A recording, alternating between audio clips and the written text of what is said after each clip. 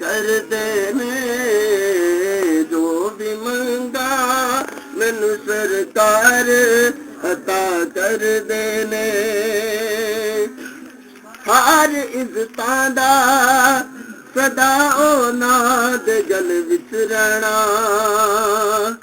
ਹਰ ਇੱਜ਼ਤਾਂ ਦਾ ਸਦਾ ਉਹਨਾਂ ਦੇ ਗਲ ਵਿੱਚ ਰਹਿਣਾ।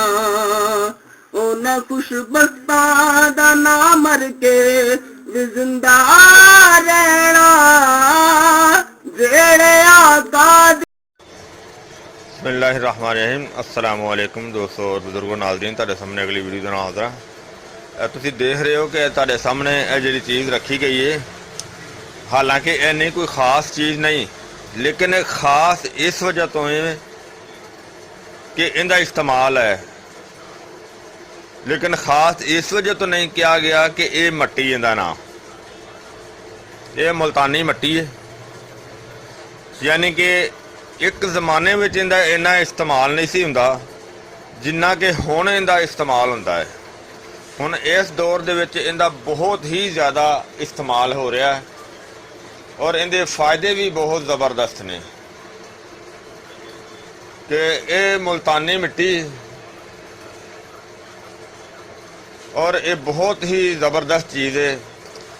बाकी तुसीं देखा है कि ये सख्त हुंदी है, यानी कि एक जिवें तहदार चीज़ हुंदी है, इस तरीके नाल ये गाचे बने हुंदे ने। हल्की हल्की सफ़ैद ते जर्दी माइल हुंदी है।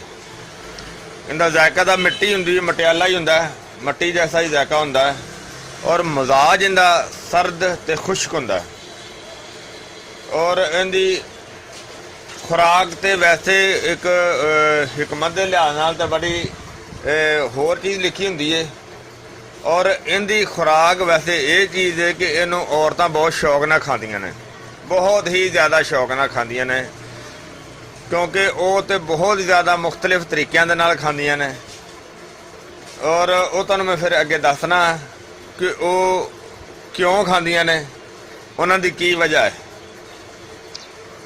लेकिन अगली गल तुहानूं मैं दसन लग्या कि इहदे जिहड़े एक तिब्बी लिहाज नाल फवैद जिहड़े गिने जांदे ने, ਜਿਹੜੇ इस्तेमाल किए जाते हैं या एक साड़ियाँ बुकां दे विच इनू इनके फवायद जिहड़े लिखे गए ने, दसे गए ने, इस्तेमाल करवाए गए ने, करवाईदे ने, वो ये चीज़ां होंदियां ने कि इनका अगर इनका पानी लैके ना वो नकसीर वाले नू पिलाया जाए तो उनके वास्ते भी ठीक है कि अगर नकसीर ज़्यादा आँदी हो तो इनका पानी हुण तुसीं सोच रहे हो कि इनका पानी किस तरह बनावांगे। पानी इनका इस तरह बनाना है कि इनू कुट के पाउडर बना लेना है, पाउडर बना के तो इनू इहदे विच पानी पा के किसी बर्तन दे विच इहनूं भगो देना है।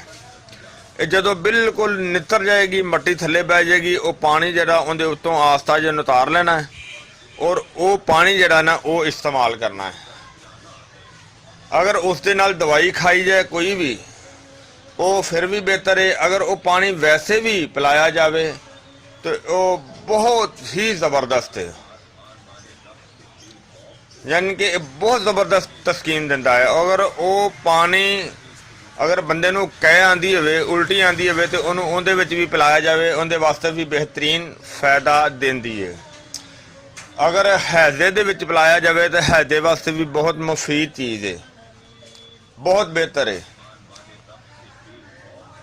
और अगर किसी नूं चेहरे ते गर्मी दे दाने निकल आंदे ने, गर्मी दे दानियां वास्ते इसे तरह ही जिहड़ा तुहानूं मैं दस्सिया इहदा लवाब जिहड़ा ना वो कढ के उहदे विच खतमी बूटी हुंदी है कि खतमी नूं बिल्कुल बारीक पाउडर जिहड़ा ना वो इहदे विच मिक्स करके इहदा एक लवाब बना के लेप किया जाए तो वो बहुत ज़बरदस्त फ़ायदा दिंदी है। हालांकि देखो एक है तो मिट्टी है, लेकिन अल्लाह ताला ने मिट्टी नूं बहुत इज्जत बख्शी है। और मिट्टी जी तुहानूं मैं दसन लग गया सी कि औरतां इनू क्यों इस्तेमाल करदियां ने, उहदे विच दो तीन वजूहातां ने। कुछ औरतां दी तां आदत हुंदी है कि वो आदतन तौर पर सारी जिंदगी खांदियां रहिंदियां ने। कुछ औरतां इस तरह दी हुंदियां ने कि जदों प्रैगनेंट हुंदियां ने वो सिर्फ उस दौरान जिहड़ा ना वो ज़्यादातर इस्तेमाल करदियां ने। वैसे कुछ मैं देखे ने कई बंदे भी शौक रखते हैं, वो भी खाते हैं।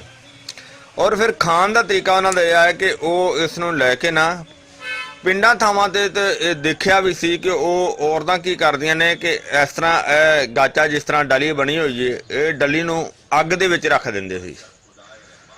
मतलब है कि रोटियां पकाउण वेले इहनूं उत्थे अग हुंदी सी ज़्यादातर पाथियां दी, गोहियां दी। वो जदों अग बंद हो जानी है तो काफ़ी मगर अग जिहड़ी धुखदी होई जिहड़ी अग बली होई हुंदी सी तो दल जिहड़ी उहदे विच इहनूं नप दिंदे सी।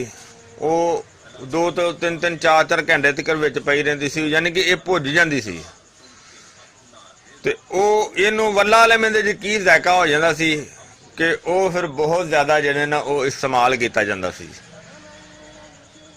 और कई बीबियां दे कोलों सुनिया मैं कि वो इहनूं इन्ना कुछ टेस्टी बना के फिर वो इनू उस तरह भुन के ते फिर देसी घ्यो दे विच भुन के ते इनू इस्तेमाल करदे ने। वैसे तो एक तसीरी लिहाज नाल ते सर्द खुश्क है, बुरी चीज़ नहीं। अगर सर्द खुश्क के लिहाज नाल लईए तो फिर बहुत ही आला चीज़ है, बहुत ज़बरदस्त चीज़ है। कि वैसे भी इहदे च जिहड़ी ना कुछ उहदी कैल्शियम की मकदार पाई जाती है। तो लो जी मेरे दोस्तों भराओ, ऐसी इनकी तारीफ मुल्तानी मिट्टी की ये तो तुसी ये सुन लीए। और इस तो अगे जिहड़े हुण इस दौर में जिहड़े इहदे फायदे जिहड़े ने वो अजकल इस्तेमाल किए जाते हैं वो बहुत ही ज़्यादा किए जाते हैं कि इहदा ऑप्टन बनाया जाता है। यानी कि इनू खाली मट्टी नूं अगर लेप बना के, जिस तरह तुहानूं मैं पहले दस्सिया कि इन्हूं पानी डाल के पाउडर बना के लेप बना के चेहरे ते अक्सर बीबियां लगांदियां ने, जिंदे नाल दाने भी नहीं निकलते और इहदे नाल रंग भी निखरदा है और इस दे नाल खूबसूरती आंदी है। यानी कि ये अजकल के दौर दे विच पार्लरां दे विच लेडीज़ पार्लर जिहड़े ने उन्हां दे विच बहुत ही ज़्यादा इस्तेमाल हुंदी है। बल्कि इत्थों तक कि इहदा पाउडर जिहड़ा उहनूं बना के जिहड़ा पेस्ट बनाया जाता, पेस्ट बना के वालों के विच भी लगाया जाता है कि इस दे नाल वाल जिहड़े ने वो मुलायम हुंदे ने, लंबे हुंदे ने। और इहदा अगला इस्तेमाल होर भी है कि इहदा उही पाउडर बना के और उस पाउडर नूं कपड़ छान करके, यानी कि उहदे विच किसी किस्म का जिहड़ा कि वो दाना नहीं होना चाहिए, उहनूं कपड़ छान करके कपड़ छान किया होया पाउडर लैके उस दे विच कुआर गंदल यानी कि घी कुआर का गुद्दा लेना है, वो तुसी इन्ना उहदे विच शामिल करना है कि जिंदा वो पेस्ट बन जाए। यानी कि फर्ज किता तुसी अगर 100 ग्राम ये लईए तो 1 स्टांक उनका गुद्दा होना चाहिए। 100 ग्राम मुल्तानी मिट्टी 1 स्टांक हो और उस दे अंदर 2 तो 3 लीमू का रस पा लेना है।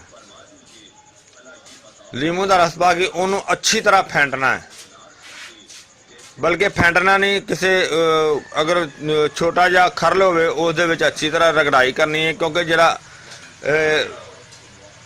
कुआर गंदल का गुद्दा हुंदा जिहड़ा ना वो जिहड़ा ना वो उहदी जिहड़ी डली हुंदी है वो जल्दी मिक्स नहीं हुंदी हैगी। उहनूं अच्छी तरह रगड़ाई की जाएगी, फिर उहदी डली मिक्स हुंदी हैगी और उसनूं फिर रात नूं बना के उहनूं छत ते खुले आसमान थले रख दे। खुले आसमान थले रखन तो बाद सुबह उठ के तो उहदा लेप किया जाए और वो जनाब बहुत ज़बरदस्त तो बहुत आला किस्म का ऑप्टन जिहड़ा ना वो तैयार हुंदा है और वो बहुत ज़्यादा लेडीज़ वास्ते ये चीज़ इफेक्टिव है, फायदेमंद है और उनका ये लेप जिहड़ा ना इस्तेमाल किया जाए। इस दे नाल जिहड़ा कि छाइयां जिहड़ियां ने वो भी ठीक हो जाणगियां, रंग जिहड़ा वो बेहतरीन गोरा साफ होएगा और इस तो इलावा दाने छाने जिहड़े ने बिल्कुल खत्म हो जाएंगे। लो जी ये देखो अल्लाह ताला ने एक इस मट्टी दे विच भी इन्ना कमाल रखा। मट्टियां वैसे होर भी शामिल होंदियां ने, क्योंकि जिस तरह की एक गेरू मिट्टी हैगी है, एक वैसे गाचनी मिट्टी हैगी है, ਜਿਸ ਤਰ੍ਹਾਂ ਕਿ ਇਹ ਮੁਲਤਾਨੀ ਮਿੱਟੀ ਹੈਗੀ ਹੈ, ਸਾਰੀਆਂ ਮਿੱਟੀਆਂ ਇਸਤੇਮਾਲ ਹੁੰਦੀਆਂ ਨੇ।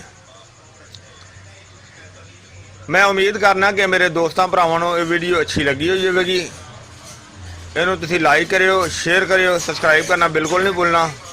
इंशाअल्लाह अगली वीडियो ना फिर मिलांगे। इजाज़त, अल्लाह हाफिज़, अस्सलाम वालेकुम रहमतुल्लाहि व बरकातुहू।